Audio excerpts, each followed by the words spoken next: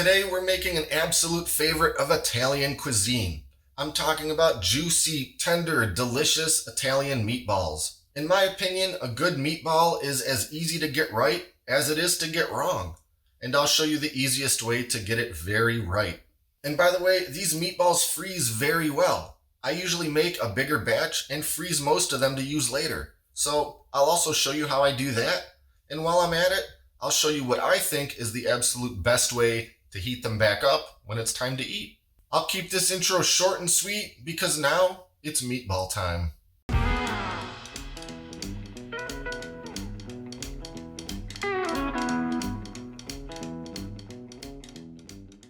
As always, let's start by taking a look at our ingredient lineup. First, our meat. Today, we're using 100% pork.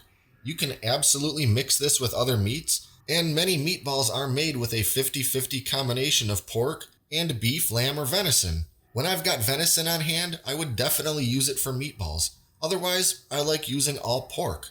I'm using 2 pounds of ground pork shoulder for this batch. Next, we have some chopped onions, some olive oil, chopped fresh parsley, some milk, a couple eggs, minced garlic, breadcrumbs, kosher salt, black pepper, Italian seasoning blend, grated Parmesan cheese, and crushed red pepper flakes.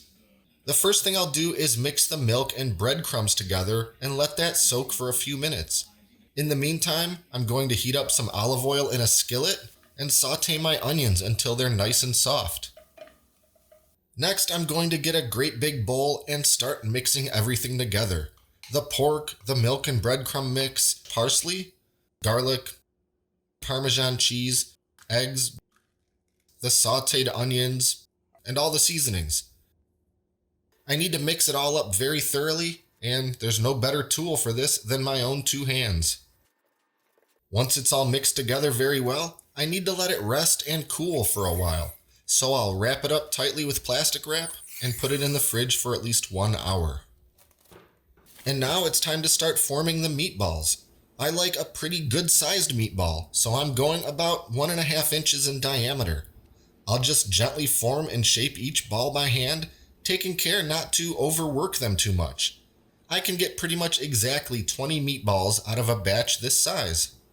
For the next step, I'm breaking out my deep cast iron skillet, though any big skillet or Dutch oven will work fine. I'm going to heat up some olive oil, enough to cover the bottom of the skillet, and then start browning the meatballs. I don't want to overcrowd the pan, so I have to do these in 3 batches. After cooking for a solid couple minutes, I'll carefully turn them and brown the other side. It can be tricky to evenly brown all sides of a spherical piece of meat, but just do the best you can. A lot of meatball recipes boast that you don't need to do this step and that you can go straight to the oven. But I never skip this step.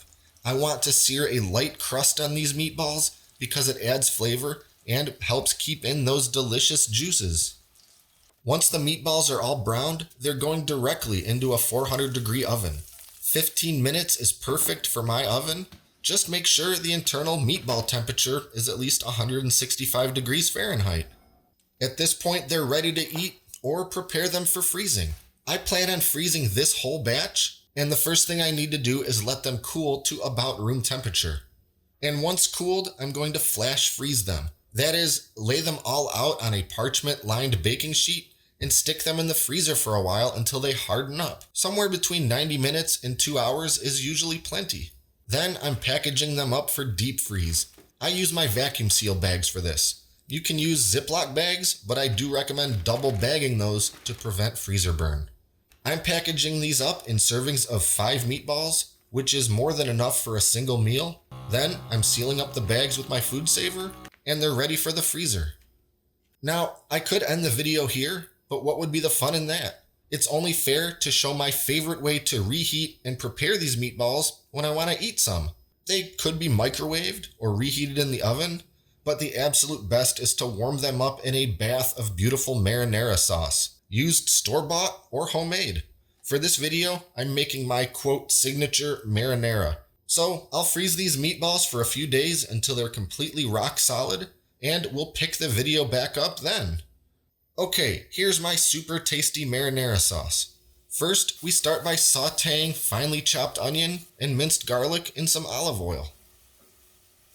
While those are cooking, we're going to combine some tomato paste, kosher salt, oregano, brown sugar, black pepper, fresh parsley, and olive oil, and then hit it all with the Immersion Blender until it's a nice paste.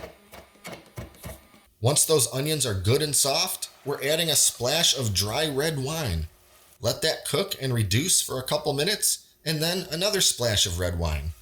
Once the liquid is reduced by at least half, we're adding in that paste we made, followed by a quart of tomato puree, either store-bought or homemade works fine. Whisk that all together very thoroughly. If it seems a little too thick, add a splash of water. Now I'll bring it up to a simmer, and I'm dropping my frozen meatballs right in. Make sure they're all good and covered with that sauce, and cook on a low simmer for 30 minutes, which is about how long it takes to fully reheat those meatballs all the way to the center. And because the consistency of my sauce is good already, I don't need to reduce it at all. So I'm going to put a lid on that pan, which will also help with sauce spattering. And finally, it's time to eat.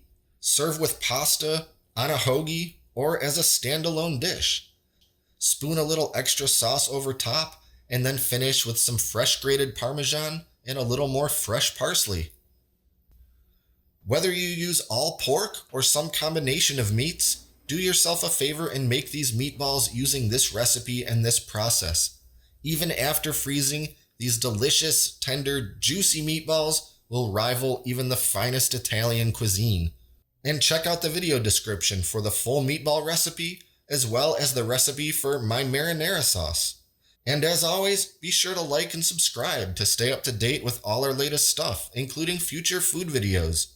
Thanks for watching, and I'll see you next time right here in the Great Lakes Kitchen.